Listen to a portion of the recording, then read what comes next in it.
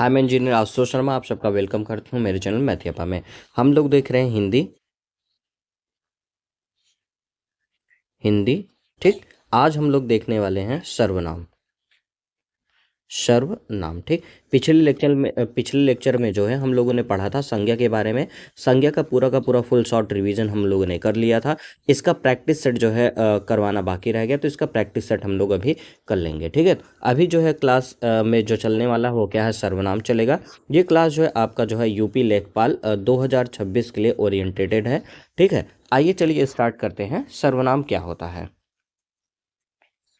देखिए, जो सर्वनाम है इसका जो है हिंदी व्याकरण में जो है एक बहुत महत्वपूर्ण जो है स्थान है। ठीक है, सर्वनाम का हिंदी व्याकरण में जो है एक महत्वपूर्ण जो है स्थान है। आप यूँ कह सकते हैं कि ये जो है हिंदी व्याकरण का एक बहुत महत्वपूर्ण हिस्सा है। ठीक है, देखिए इसका यूज क्यों पड़ा है उसके बारे में समझते हैं। जब हम किसी व्यक्ति या फिर वस्तु के बारे में बार बार बात करते हैं, ठीक ना, जब किसी व्यक्ति वस्तु के बारे में बार बार बात करेंगे तो हर बार उसका जो है नाम लेना पड़ेगा हम लोगों को। ठीक है, जो नाम होता है वो एक्चुअली क्या होता है, संज्ञा होता है। ठीक है, तो उसका जो है हर बार नाम लेना पड़ेगा। लेकिन ये जो है क्या होती है, जब किसी चीज़ का बार बार आप नाम लेंगे तो वो चीज़ क्या हो जाती है, चीज़ों को बोझिल बना देती है। ठीक ना, क्या बना देती है, बोझिल बना देती है। और अच्छा भी नहीं लगता कि बार बार जो है एक ही शब्द को रिपीट करते रहिए। ठीक ना, उससे क्या होगा कि आपका जो सेंटेंस है वो लंबा भी हो जाएगा और सुनने वाले को भी नहीं अच्छा लगेगा। इस वजह से क्या होता है कि इसको बोझिल जैसा जो है मान लिया जाता है। और इसी समस्या से निपटने के लिए,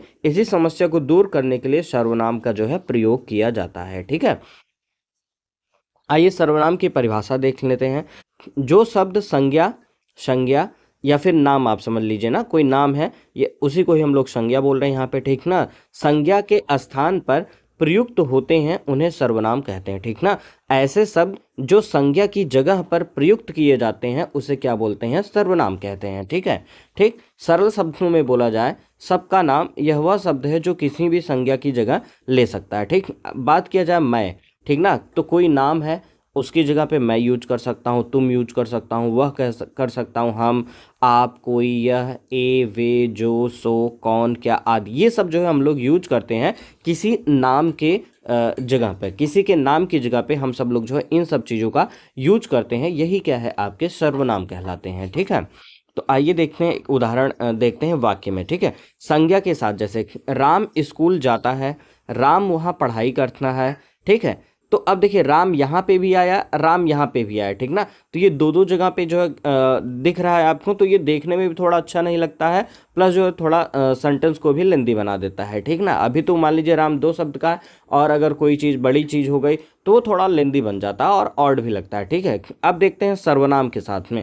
राम स्कूल जाता है, वह वहाँ पढ़ाई करता है। ठीक है ना, ठीक, यहाँ जो है जो ये वह शब्द यूज कर रहे हैं हम लोग, वह शब्द यूज कर रहे हैं, वो किसके लिए यूज कर रहे हैं, राम के लिए यूज कर रहे हैं। ठीक है, तो ये जो है वह शब्द किसके स्थान पे आया है, राम के स्थान पर आया है, इसलिए यह ये जो क्या कहलाएगा, एक सर्वनाम कहलाएगा। ठीक है, मतलब इसकी जगह पे हम लोगों ने क्या यूज किया है, इसकी जगह पे वह यूज किया है, तो ये जो हमारा है ये क्या कहलाएगा, सर्वनाम कहलाएगा। ठीक है, आइए चलते हैं आगे, सर्वनाम के भेद देखते हैं। सर्वनाम के भेद, हिंदी व्याकरण में सर्वनाम के मुख्य रूप से 6 भेद होते हैं। कितने भेद होते हैं, 6 टाइप इसके माने जाते हैं। सर्वनाम के 6 टाइप कौन कौन से हैं, क नंबर पे पुरुषवाचक सर्वनाम, ख पे निश्चयवाचक सर्वनाम, ग पे अनिश्चयवाचक सर्वनाम, घ पे संबंधवाचक सर्वनाम, अंगा पे प्रश्नवाचक सर्वनाम, च पे निजवाचक सर्वनाम। ठीक है ना, इनका ऑर्डर आप चेंज कर सकते हैं, जरूरी नहीं कि पहला ये है तो दूसरा यही होगा, नहीं, आप दूसरा इसको भी कर सकते हैं। ठीक है, लेकिन 6 के 6 यही रहेंगे। ठीक है, तो आगे चलते हैं, देखते हैं एक एक करके। जो पुरुषवाचक सर्वनाम होता है वो क्या होता है, जो सर्वनाम बोलने वाले वक्ता, ठीक ना, जो सर्वनाम बोलने वाले मतलब वक्ता और सुनने वाले मतलब श्रोता या किसी अन्य व्यक्ति के लिए प्रयुक्त होते हैं उसे हम लोग क्या बोलते हैं, पुरुषवाचक सर्वनाम बोलते हैं। ठीक ना, मतलब ऐसे सर्वनाम जो बोलने वाले जिनको वक्ता कहा जाता है, सुनने वाले जिनको श्रोता कहा जाता है, या फिर किसी अन्य व्यक्ति के लिए प्रयुक्त होते हैं उसे हम लोग पुरुषवाचक सर्वनाम कहते हैं। ठीक है, इसके भी कितने प्रकार होते हैं, 3 प्रकार होते हैं, उत्तम पुरुष, मध्यम पुरुष, अन्य पुरुष। ठीक, उत्तम पुरुष में कौन आता है, बोलने वाला आता है। ठीक ना, जो बोलता है जिसको वक्ता कहते हैं वो क्या होता है, उत्तम पुरुष, जिसको आप लोग मैं या फिर हम बोल सकते हैं। मध्यम पुरुष में जो सुनता है, जिसको श्रोता बोला जाता है, उसमें कौन आता है? तुम आता है, तू आता है, आप आता है, ठीक, ये सब आते हैं। अन्य पुरुष में जिसके बारे में बात हो रही होती है वो जो है अन्य पुरुष कहलाता है, जैसे वह हो गया, वे हो गया, ठीक है, ये सब कहलाते हैं आपके अन्य पुरुष कहलाते हैं, ठीक ना। आई होप सो पुरुषवाचक सर्वनाम आपको समझ में आया होगा। आगे चलते हैं निश्चयवाचक सर्वनाम में। जो सर्वनाम किसी निश्चित वस्तु या फिर व्यक्ति की ओर संकेत करते हैं उसे निश्चयवाचक सर्वनाम करते हैं, ठीक ना। इसके नाम से देखने में लग रहा है कि निश्चय, निश्चय मतलब क्या हो गया? निश्चित, ठीक। तो ऐसी चीज़ें या फिर ऐसी वस्तु जो निश्चित हो या फिर निश्चित व्यक्ति हो या निश्चित वस्तु की ओर संकेत करता हो उसे निश्चयवाचक सर्वनाम कहते हैं, ठीक है।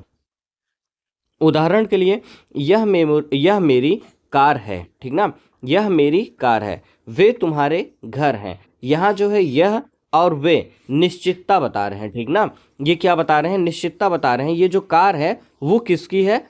मतलब ये जो कार है इसके बारे में कौन बता रहा है? यह बता रहा है, ठीक ना, यह बता रहा है, ठीक है। और वे तुम्हारे घर हैं, ठीक ना, घर के बारे में बताया जा रहा है कि वे, ठीक ना। तो यहाँ पे जो है एक निश्चित चीज़ों की ओर संकेत किया जा रहा है। यह और वे बताते हैं, निश्चितता को बता रहे हैं, इसलिए यहाँ पे जो है निश्चयवाचक सर्वनाम हो जाएगा, ठीक ना। आप इसमें ऐसे पूछ सकते हैं, कार, कौन सी कार? यह कार, ठीक ना। कौन से घर? वे घर, ठीक। तो ये क्या है? एक निश्चितता को जो है रिप्रेजेंट कर रही है, ठीक है। अब बात करते हैं अनिश्चयवाचक सर्वनाम की।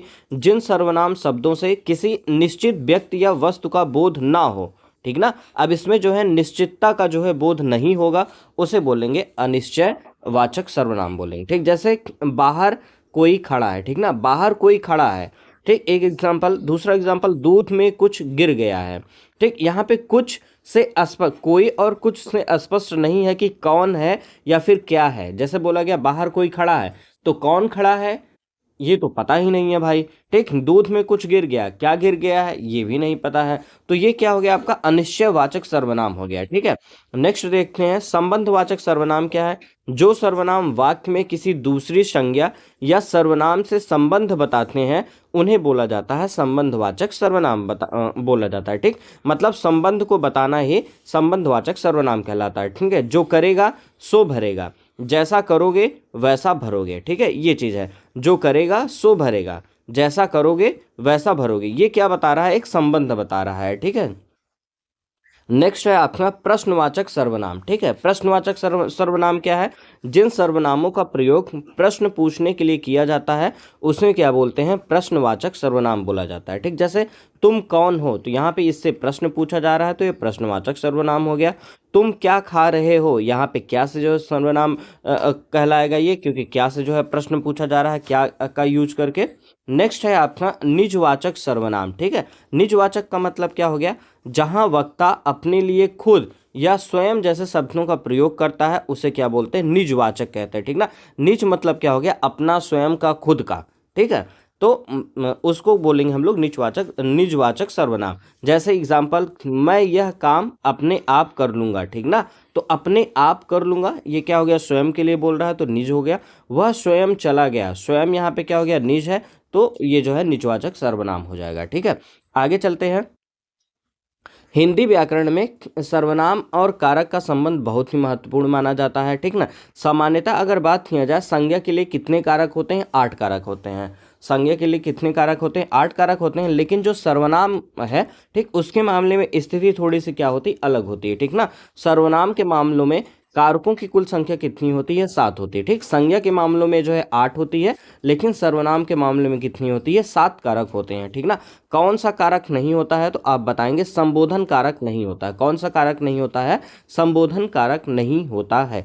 क्यों नहीं होता है संबोधन कारक? क्यों नहीं होता है? इसका कारण है, हम किसी को पुकारने के लिए जैसे हे, अरे, हो हमेशा संज्ञा का प्रयोग करते हैं, ठीक ना, या सीधे नाम लेते हैं। हम हे, वह या अरे, मैं कहकर किसी को संबोधित नहीं कर सकते हैं, इसलिए सर्वनाम के रूपों में संबोधन कारक का जो है अभाव होता है, ठीक ना। मतलब हम किसी को हे, अरे, ओ ये सब करके नहीं बुलाते हैं, ठीक ना। इस वजह से ये जो संबोधन है, संबोधन कारक है, इस वजह से उसका जो है इसमें अभाव देखने को मिलता है। और टोटल 7 कारक ही इसमें आपको दिखाई देते हैं। संबोधन कारक जो है इसमें से अब्सेंट होता है, ठीक, और नहीं होता है वो। अब आइए देखते हैं सर्वनाम के 7 कारक और उनके रूप, ठीक ना। ठीक, आइए देखते हैं। जब सर्वनाम के साथ कारक चिन्ह विभक्ति जुड़ते हैं तो उनका रूप बदल जाता है। नीचे मैं उत्तम पुरुष के उदाहरण से इसे समझते हैं, ठीक ना। जैसे इसमें देखिए क्या क्या होता है, कर्ता कारक होता है, कर्म कारक होता है, करण कारक होता है, संप्रदान कारक होता है, अपादान कारक होता है, संबंध कारक होता है, अधिकरण कारक होता है, ठीक ना।